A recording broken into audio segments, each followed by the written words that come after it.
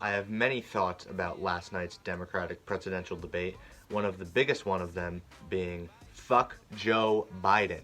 Now, I am not a fan of Elizabeth Warren at all, and I don't trust her to implement the policies that we need to see to improve quality of life in this country for everyone.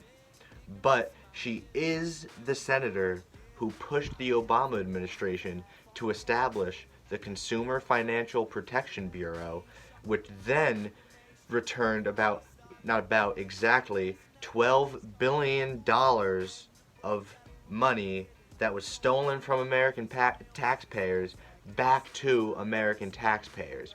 Elizabeth Warren pushed the Obama administration to establish the agency that did that, and without her pushing them, that would have never happened. So in last night's Democratic debate, Joe Biden took credit for Warren's arguably her biggest legislative accomplishment. He said that he somehow forced senators to get on board with Warren's CFPB, but in reality, Biden and Warren have been at odds for most of their political careers. There's no proof to show that Biden had any involvement helping Warren pass the CFPB or establish it as an agency that was signed into law by Barack Obama. And when she responded to Biden, she didn't really hold him accountable for what he said, but when she responded to him, Biden responded by saying, "Good job with your job."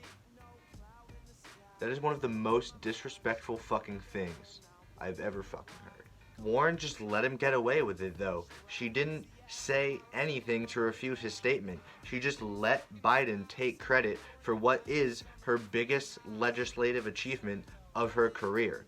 That just shows you that she would not be able to stand up to Donald Trump in a presidential debate. He would just walk all over her. She can't even stand up to Joe Biden.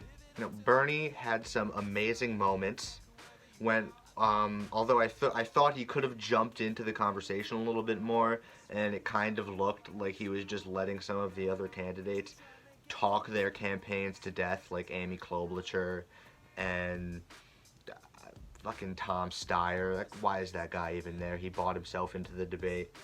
But Bernie Sanders was up there, and I thought he did a pretty good job. I think Bernie knows that it's really gonna come down to a battle between himself, Warren, Biden, and potentially Mayor Pete. I see as being kind of a dark horse. But I see Pete taking Biden's spot when Biden inevitably runs out of steam and his brain actually finishes melting, because the establishment wants a solid candidate to play that role, and I just don't see Biden as being able to make it through to 2020 doing that. So I see Pete Buttigieg as being the establishment's alternative. Andrew Yang also, I like him a lot. I think he has potential to do really well and get a great message across, which he's already doing. He's already made the November debates, and he has an extremely enthusiastic base called the Yang Gang, and they're willing to fundraise him throughout this process. So as long as his base holds up, which it looks like they will, he's going to be in this for the long run. Bernie's best moment definitely came when Joe Biden made the ridiculous claim that he was the only one on stage to have gotten anything done in their careers. Now, that is just utterly ridiculous. It seemed as though Biden didn't care about Bernie Sanders forcing companies like Amazon, Disney, and McDonald's to pay their workers livable wages. Bernie Sanders forced those companies to do that through organizing with unions all across America. And he didn't pay any attention, this going back previously, Biden didn't care that Warren pushed the Obama administration to establish the CFPB.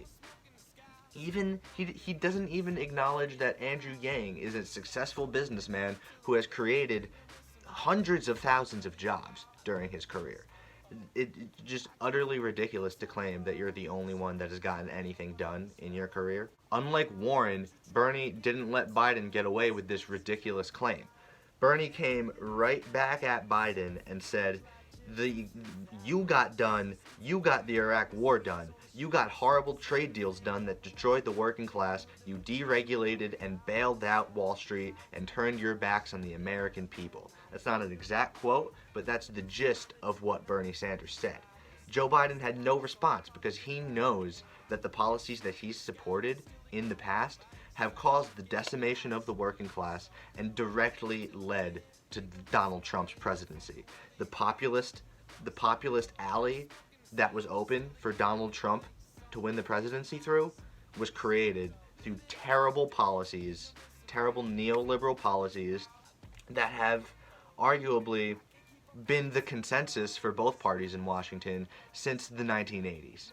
Biden's entire strategy is just utterly ridiculous. His signature claim is something along the lines of, "This is America, we can do anything, except have single-payer healthcare, except have tuition-free public colleges, except run on 100% renewable energy by 2030, except pay $15 an hour livable wages to every worker in America, except do what's right." Like, Joe Biden says we could do anything except do the right thing. That's how it is with like 99% of the establishment in the Democratic Party. And this is why the fact that AOC, Ilhan Omar, and Rashida Tlaib, the fact that they are coming out and endorsing Bernie Sanders is a huge deal for not only the Sanders campaign, but for the entire democratic socialist movement, because it shows that for the first time in a long time in America,